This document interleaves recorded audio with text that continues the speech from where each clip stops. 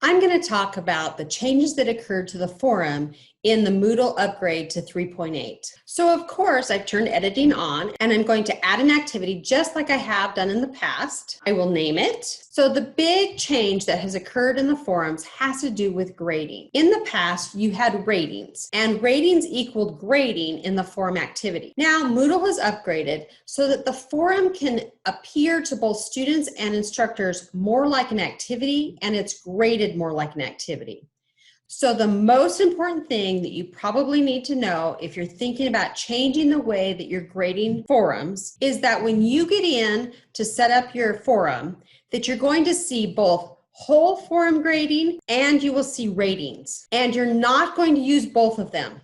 You're going to use one or the other. If you want to continue to grade your forums the way that you always have using ratings, then that is what you will use. And you will set it up just the same way that you always have. If you want to use the new style of grading for forums, then you are going to click on the whole forum grading. You will be grading according to points. And so you will set the maximum number of points that you will assign this forum. And that includes both the initial post and all of the responses. I'm going to change the grading method to a rubric. If you're going to use whole forum grading, then you absolutely need to change the aggregate type in the rating section when you set up your parameters to no rate. Okay, now let's see what this is going to look like. Once you've done that, you're going to go down and you're going to hit save and display so that you can set up your rubric. Once you get to the next page, you're going to either define your rubric from scratch or you can pull in one from a template. And one of the things that I will tell you is that if you're using this to grade, you're going to be using the same rubric for the initial post as you do for the response post. There's no way to differentiate and add more than one rubric. So be aware of that if you choose this as your grading forum. So for right now, I'm going to create a new one from scratch. I'll just name this test for right now. Here's my criteria. Let's say that my first criterion is spelling. No mistakes is worth 5 points. For the sake of time, I'm going to say that greater than one mistake is worth 0 points. I can add as many levels as I want to. I can add as much criterion as I want to. The one other trick that I will tell you is that when I'm grading, I find it much easier to grade when I sort the order of the levels from descending to ascending, because the majority of students actually get a grade versus getting a 0. And so if you can set your order for levels to descending, it will make your life much easier. All right, once I've done that, I save the rubric and make it ready. And I have created a rubric by which I can actually grade forums now. Okay, so once I'm ready to grade, I go into grade users. And as you can see, I can view what they've contributed to the forum. I have my grading rubric right here. And since it only had one criterion, that's all that I can actually use.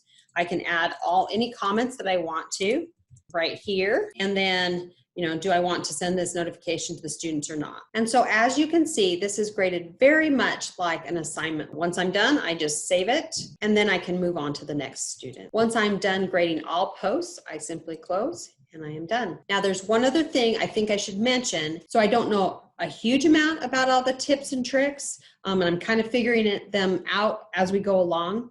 But the one thing I do believe is very important if you're going to use the whole grade forum is that, again, when you set it up in your edit settings, I think it's going to be very important to set the due date for your forums and the cutoff date for your forums.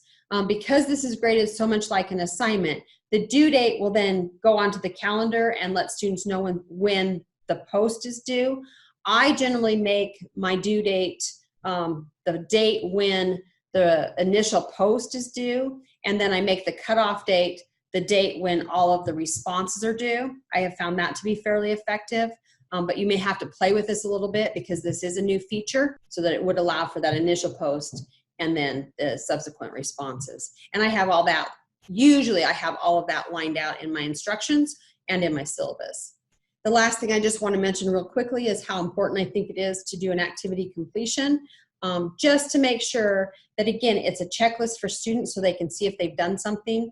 And so setting it so that students must create the discussion, and then if you require 2 replies, that you set it up that way so that they can see on the main page by the check marks along the right-hand side whether or not they've done something.